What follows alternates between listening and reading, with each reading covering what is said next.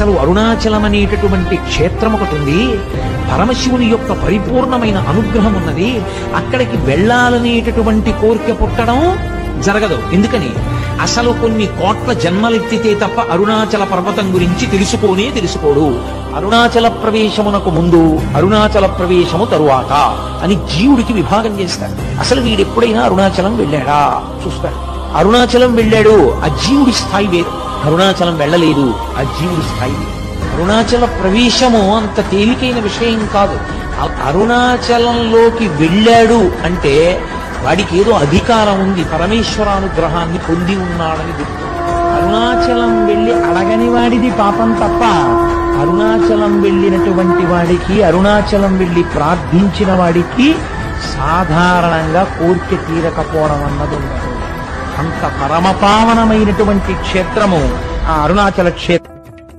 మీరు నమ్మండి నమ్మపోండి, నాకు పరమ విశ్వాసముతో కూడుకున్న విషయం, ఎన్ని కోట్ల జన్మల పాపములో అక్కడ దగ్ధమవుతాయని. భగవాన్ రమణుల్ని ఎవరైనా చూడ్డానికి వెడితే అరుణాచలంలో ఆయన మొదట ఒక ప్రశ్న వేసేవారు, గిరి ప్రదక్షిణం చేశారా అని అడిగేవారు. వాళ్ళు మళ్ళీ ఓ గంట పోయాక కనపడేవారు, భగవాన్ మీరు చెప్పినట్టుగా గిరి ప్రదక్షిణానికి వెళ్ళొచ్చాం అనేవారు.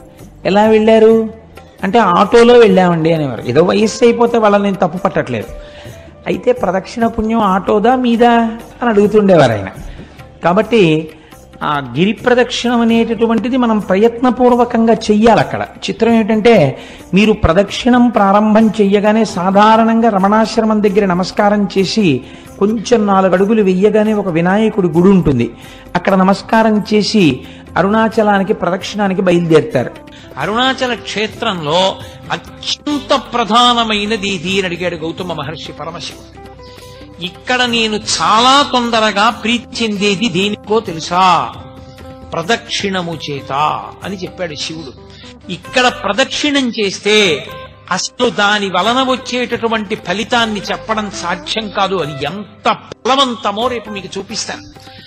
అరుణాచల గిరి ప్రదక్షిణం అంత గొప్పది. కామకోటి పీఠాధిపతులైన పరమాచార్య స్వామి తరచుగా చెప్తుండేవారు, వెళ్ళి అరుణాచలానికి ప్రదక్షిణం చెయ్యండి అంటుండేవారు. ఏదో ఒళ్ళు పెద్దదైపోయింది, బరువు ఎక్కువైపోయింది, ఏం చేయమంటారని అడిగితే ఒక ఆయన, అరుణాచలంలో 15 రోజులు ఉండి రోజు గిరి ప్రదక్షిణం చెయ్యి, ఆరోగ్యానికి ఆరోగ్యం కుదురుతుంది, బరువు తగ్గుతుంది, ఈశ్వరానుగ్రహం కలుగుతుందని చెప్తుండేవారు.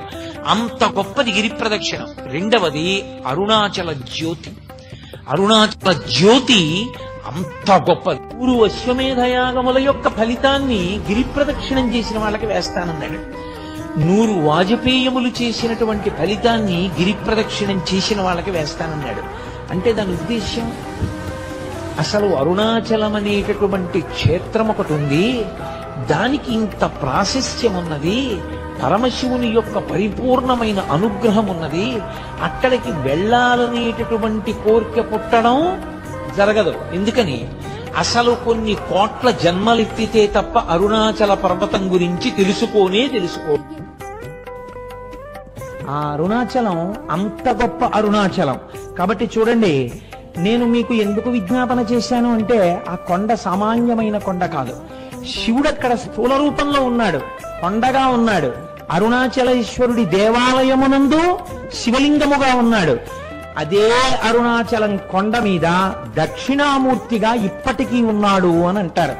ఎందుచేతనంటే, రమణ మహర్షి యొక్క శిష్యులు కొంతమంది అరుణాచలం కొండ శిఖరాల మీద కూర్చుని ఉండగా వారికి పాదుకలతో నడిచి వెళ్ళిపోతున్నటువంటి చప్పుళ్ళు వినపడ్డాయి. నేను సరిగ్గా చెప్పి ఉంటే నాకు ఆ పేర్లు సరిగ్గా జ్ఞాపకం ఉండవు. రమణుల శిష్యుల్లో ఒక ఆవిడ ఒక్కసారి అరుణాచల శిఖరం మీద కూర్చుని ఒక ప్రదోష వేళలో ఆవిడేదో సంగీతంలో ఉండేటటువంటి రాగముల గురించి ఆలోచన చేస్తూ పాడుకుంటున్నారు. అపురూపమైనటువంటి రాగాలు కొన్ని ఆ అరుణాచలం కొండల్లోంచి వినపడ్డాయి. ప్రదోష వేళలో పరమశివుడు దక్షిణామూర్తిగా కూర్చుని ఉంటే ఇప్పటికీ అనేక మంది దేవకాంతల ఆయన ముందు నాట్యం చేస్తూ గంధర్వగానం చేస్తారని ఆవిడ దాన్ని రికార్డ్ చేశారు. రికార్డింగ్ అవుతుందేమో చూద్దామని రికార్డ్ చేసి రమణుల దగ్గరికి తీసుకొచ్చి ఆన్ చేస్తే ఆ సంగీతం రికార్డ్ అయి వినపడింది. అరుణాచలం అంత పరమపావనమైన క్షేత్రం. ఇప్పటికీ దక్షిణామూర్తిగా పరమశివుడు దాని యందు కూర్చుని ఉన్నాడు అని పెద్దలు విశ్వసిస్తారు. అటువంటి అరుణాచలంలో ఒక మహానుభావుడు కాళ్ళు ఉండేవి కావు ఆయనకి. ఆయన అరుణగిరికి ప్రదక్షిణం చేద్దామని కేవలం పిరుదుల మీద డేకుతూ వెడుతున్నాడు. వెడుతుంటే చచ్చు పడిపోయినటువంటి కాళ్ళు తిరిగి సత్తువని పొంది ఆయనకి కాళ్ళు వచ్చాయి. అరుణాచల ప్రదక్షిణం, అరుణగిరి ప్రదక్షిణం అంత గొప్పది.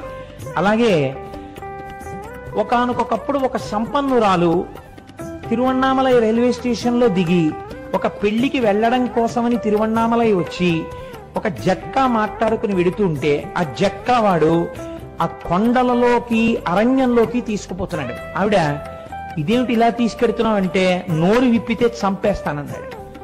భగవానుడు ఇక్కడే కొండ రూపంలో ఉన్నాడు, నన్ను రక్షిస్తాడని ఆవిడ జక్కాలో కూర్చుని అరుణాచల శివ, అరుణాచల శివ, అరుణాచల శివ అని 3 మాటలు అన్నారు. అనేసరికి పెద్ద పెద్ద టార్చ్ లైట్లు వేసుకుని ఒక పోలీస్ టీం ఒకటి అక్కడికి వచ్చింది. వచ్చి వెంటనే ఈ దొంగని పట్టుకుని దేహశుద్ధి చేసి ఆవిడ్ని కారు ఎక్కించుకుని పెళ్లి జరగవలసిన కళ్యాణ మంటపం దగ్గరికి తీసుకెళ్లి ఆవిడ్ని విడిచిపెట్టారు. ఆవిడ మహాసంపన్నురాలు, చదువుకున్నది. నన్ను ఇంత రక్షించారు కనుక మీ నెంబర్స్ ఇవ్వండి, మీ బ్యాడ్జ్ నెంబర్స్, రేపు మీ పోలీస్ స్టేషన్ లో నేను కొంత అమౌంట్ ఇచ్చి మీకు క్యాష్ అవార్డు ఇమ్మని వచ్చి నేను మీకు బహూకరిస్తానని చెప్పి ఆవిడ నెంబర్స్ తీసుకున్నారు. తీసుకున్న రాత్రి పెళ్లికి అటెండ్ అయి మర్నాడు తన బంధువులతో కలిసి పోలీస్ స్టేషన్కి వెళ్ళి, నిన్న రాత్రి నన్ను కొంతమంది పోలీసులు రక్షించారు, వాళ్ళ నెంబర్లు